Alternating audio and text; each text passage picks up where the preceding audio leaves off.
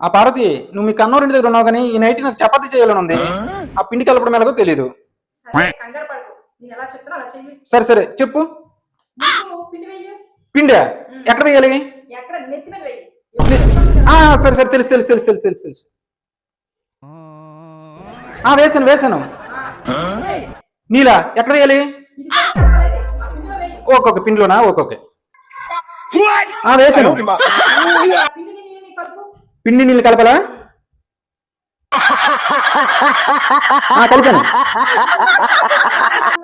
ఇప్పుడు కొంచెం తడితడిగా ఉంది. పిండి వెయ్యి. పిండి వేయాలి. ఇప్పుడు ఇప్పుడు ఎలా ఉంది?